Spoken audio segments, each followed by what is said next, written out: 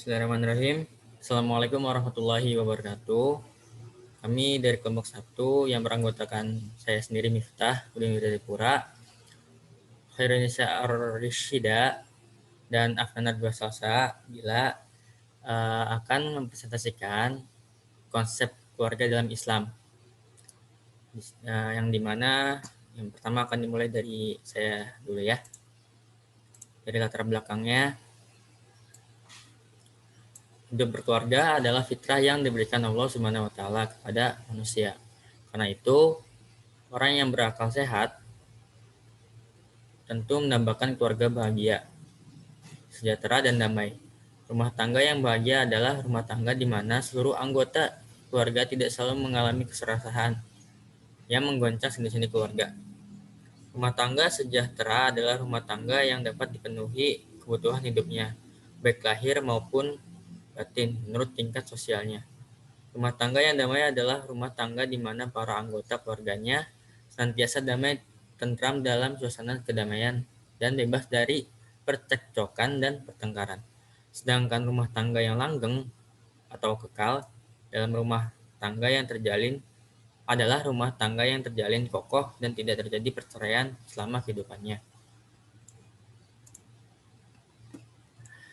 Ada dalil di sini ya dalam Al-Quran pada surah Ar-Rum ayat ke-21. Allah Subhanahu wa taala berfirman, Bismillahirrahmanirrahim. Wa min ayatihi an khalaqalakum min anfusikum azwajal litaskunu ilaiha wa ja'ala bainakum mawaddatan wa rahmah. Inna fi zalika laayatil liqaumin yatafakkarun. Dan di antara tanda-tanda kekuasaannya ialah Dia menciptakan untukmu istri-istri dan dari jenismu sendiri, supaya kamu cenderung dan merasa tentram kepadanya, dan dijadikannya di antaramu rasa kasih sayang. Sungguhnya pada yang demikian itu benar-benar terdapat tanda-tanda bagi kaum yang berpikir. Pengertian konsep dalam keluarga Islam. Islam menekankan pentingnya pernikahan dan keluarga, serta menjadikannya sebagai amal, ibadah, dan sunnah para nabi. Al-Quran menyebutnya sebagai anugerah terbesar dan salah satu tanda kekuasaan Allah Subhanahu wa taala. Sebab di dalam keluarga tersemai rasa tentram, cinta, kasih sayang, dan kelembutan antara suami dan istri. Sehingga Islam menganjurkan untuk mempermudah proses pernikahan dan membantu seorang pemuda untuk menikah agar dapat terhindar dirinya dari maksiat. Islam memberikan kehormatan penuh pada setiap anggota keluarga, baik laki-laki maupun perempuan. Tanggung jawab besar pada ayah dan pada ibu untuk mendidik anak-anaknya. Sedangkan pada anak untuk memelihara dan menaati keduanya sampai tutup usia dan berbuat baik pada keduanya, dan ini merupakan ibadah. Dalam hal nafkah sekalipun, Islam menganjurkan agar para orang tua tidak membedakan antara anak laki-laki dan perempuan untuk menjaga hak-haknya meskipun bersifat lahiriah. Demikian pula dengan silaturahim kepada kerabat, baik saudara dari ibunya maupun dari ayahnya, atau mengunjungi saudara laki-laki dan perempuan yang menjadikan silaturahim tersebut sebagai bentuk ketaatan kepada Allah Subhanahu wa taala, dan terhadap yang memutuskan silaturahim berarti telah melakukan dosa yang besar. Tujuan berkeluarga.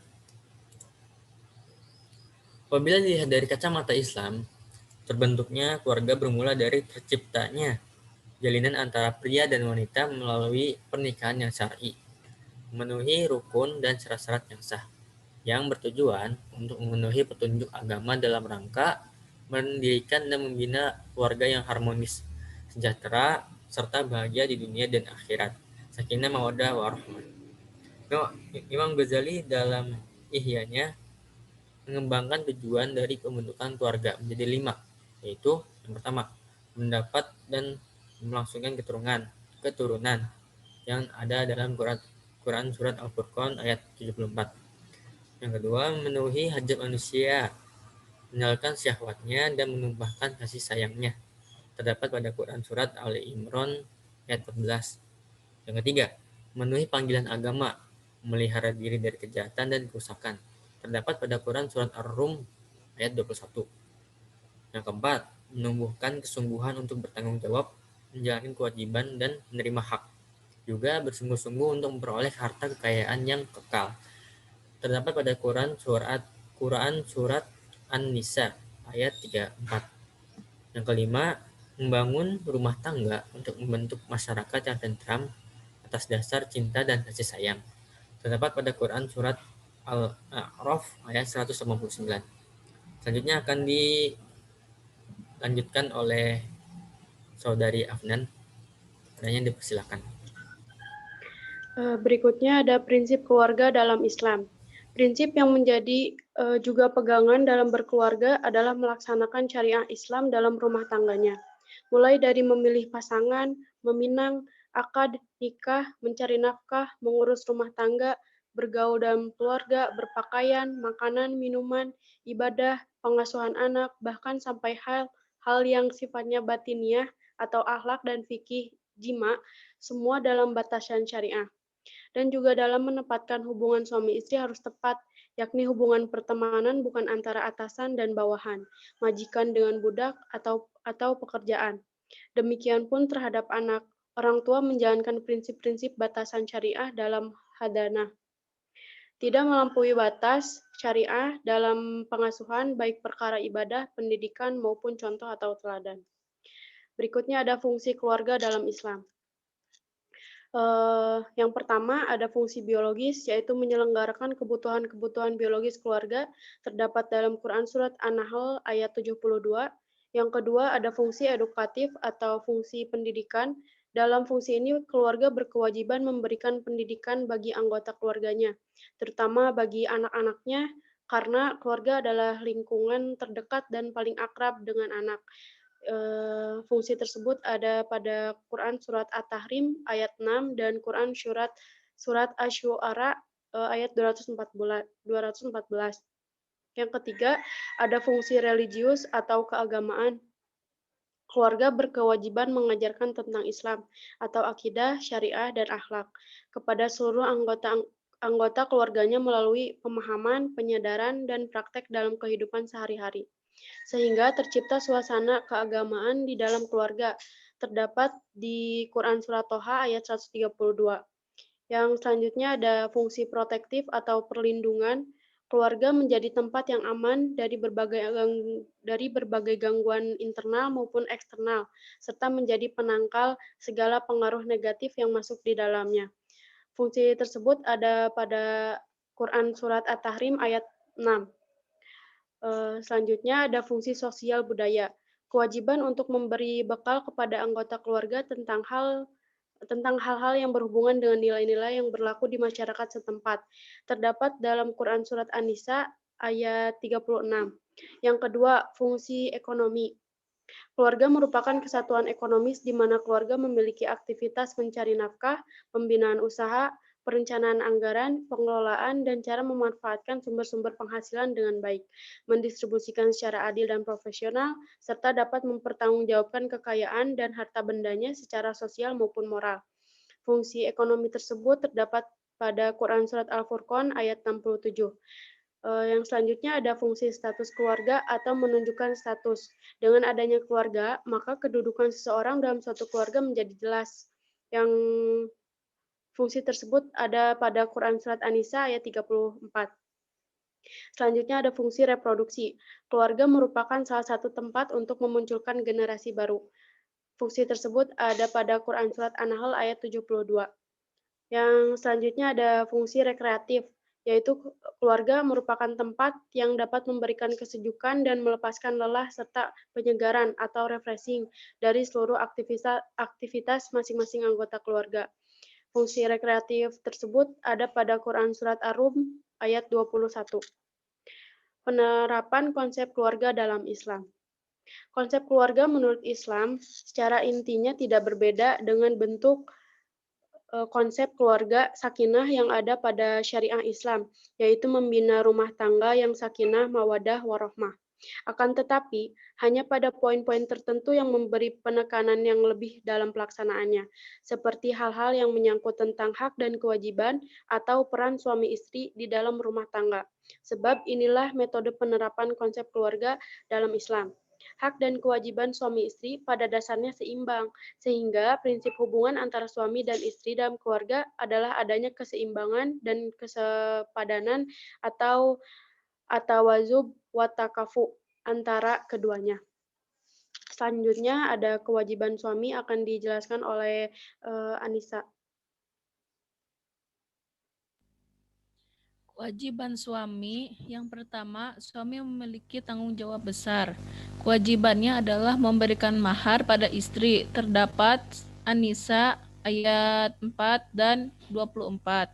Yang kedua, memberikan nafkah kebutuhan-kebutuhan sehingga memiliki satu tingkatan dari istrinya. Terdapat surat Al-Baqarah ayat 233 dan surat At-Talaq ayat 7. Yang ketiga, kewajiban suami lainnya adalah menjaga keluarga dari dosa dan maksiat atau ditimpa oleh sesuatu kesulitan dan mara bahayanya. Terdapat surat At-Tahrim ayat 6. Yang keempat, terakhir, suami wajib memberikan rasa tenang kepada istrinya serta memberikan cinta dan kasih sayang kepadanya agar tujuan dari pernikahan tersebut dapat terwujud, yaitu kehidupan keluarga yang harmonis, sakinah, mawadah, dan warohmah. Yang kelima, kewajiban suami lainnya adalah menggauli istrinya dengan cara yang ma'ruf. Terdapat An-Nisa ayat 19.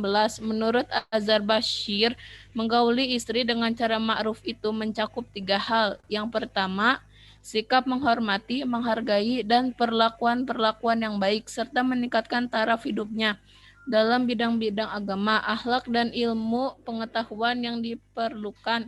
Yang kedua, menjaga dan melindungi nama baik istri. Dan yang ketiga, memenuhi kebutuhan kodrat biologisnya. Kewajiban istri. Yang pertama, kewajiban istri terhadap suaminya tidak ada yang berbentuk materi secara langsung, tetapi dalam bentuk non-materi seperti taat dan patuh kepada suaminya terdapat di An-Nisa ayat 34 dalam batasan syariah Islam. Yang kedua, selain itu, istri juga harus mengupayakan untuk melaksanakan fungsi reproduksi secara baik dan sehat. Adapun penentuan kapan dan jumlah keturunannya dilakukan dengan musyawarah keduanya. Terdapat surat Asy-Syu'ara ayat 38.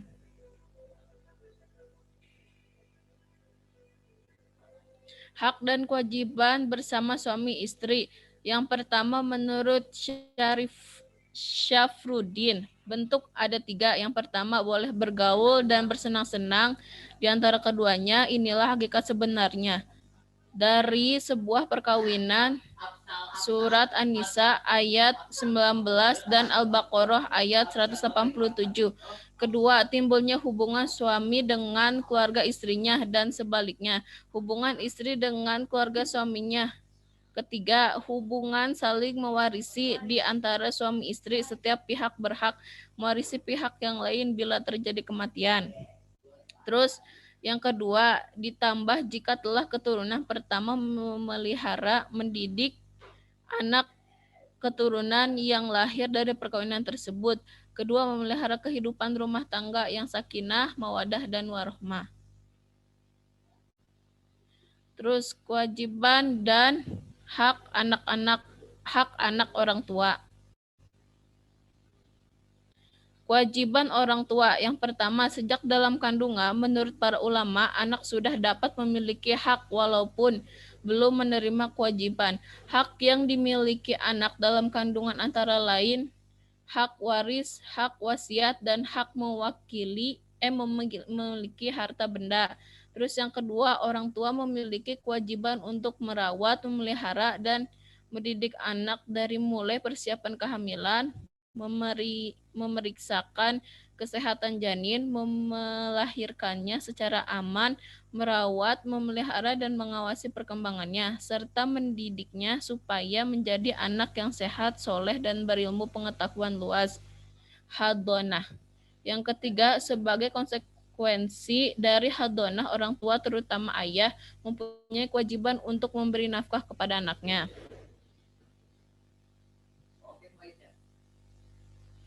Kewajiban anak. Yang pertama, kewajiban berbuat baik kepada orang tuanya pada dasarnya imbangan dari kewajiban hadonah dari orang tua yang telah merawat anak, mulai dari sebelum lahir sampai menjadi dewasa. Terdapat Al-Isra ayat 23 dan Al-Ahqaf ayat 15. Yang kedua, sebagai perwujudannya, anak memiliki kewajiban untuk memberi nafkah kepada orang tua apabila memang orang tuanya membutuhkan. Yang ketiga, berbuat baik kepada orang tua pada dasarnya dalam segala hal, tidak ada batasnya. Yang membatasi adalah adanya hak anak itu sendiri. Apabila terjadi perbedaan pendapat, maka harus dimusyawarahkan dan dibicarakan dengan baik, tentunya dengan selalu dilandasi oleh rasa kasih sayang dan saling memiliki.